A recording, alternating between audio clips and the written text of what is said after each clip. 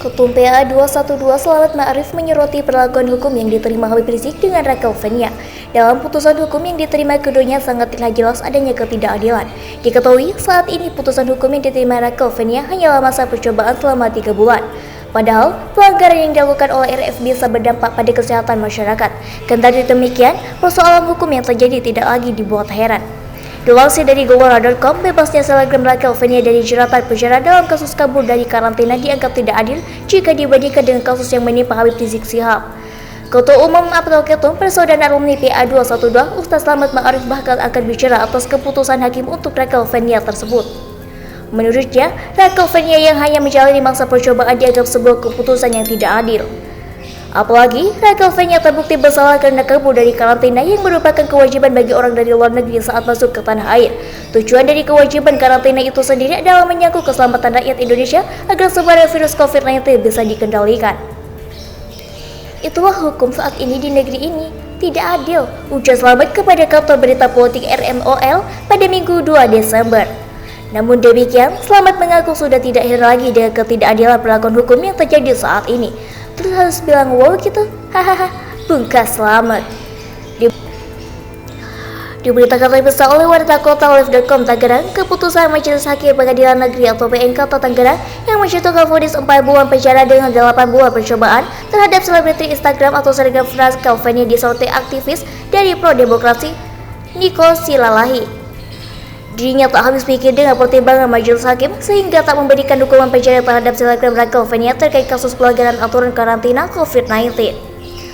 Putusannya disampaikan oleh Ketua Majelis Hakim Arif Budi Cahyono itu berada dengan vonis yang diterima Habib Rizik Syihab atau HRS. Lewat putusan tersebut, Rachel Fenya tak perlu menjalani hukuman penjara. Rachel Fenya baru akan dipenjara selama 4 bulan jika melakukan tindak pidana selama masa percobaan 8 bulan. Majelis Hakim lalu menjelaskan hal yang meringankan dan memberatkan terkait vonis tersebut.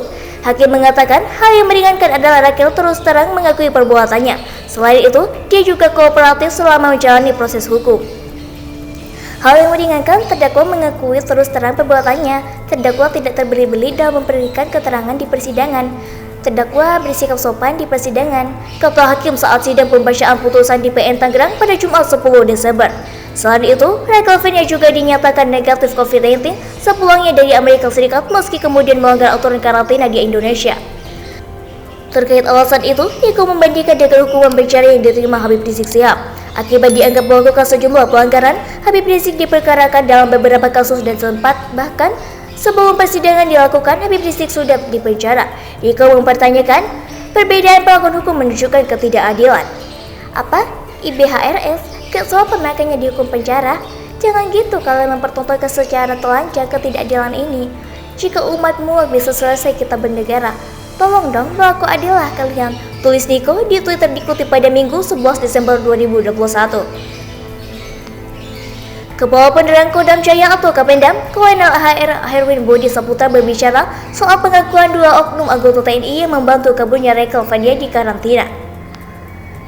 Jadi kalau secara pengakuannya yang bersangkutan membantu Rachel Fenya untuk tidak menginap di karantina. Terangnya saat dikonfirmasi pada Minggu 24 Desember 2021. Menurut pengakuan oknum TNI tersebut, kata Herwin, untuk sementara tak ada suap yang diperolehnya. Ia mengatakan status TNI para oknum ini tak dicabut, karena nantinya akan ada konsekuensi hukuman sendiri. Itu kan nanti ada hukum-hukumnya, jadi hanya dinonaktifkan di Satgas Kogas Bapat. Sudah dikembalikan satunya ke Angkatan Udara, ujarnya. Peran oknum TNI menurut pengakuannya hanyalah membantu agar Rachel tak mengikuti karantina. Sampai saat ini diketahui 2 anggota TNI yang membantu selebgram Rachel Fenya. Salah satu dari 2 oknum TNI itu merupakan Korps Pasukan Kas atau Paskas Angkatan Udara.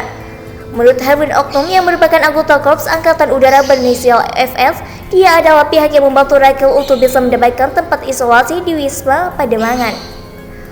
Seharusnya, Rachel menjalani karantina kesehatan di hotel yang telah ditunjuk pemerintah.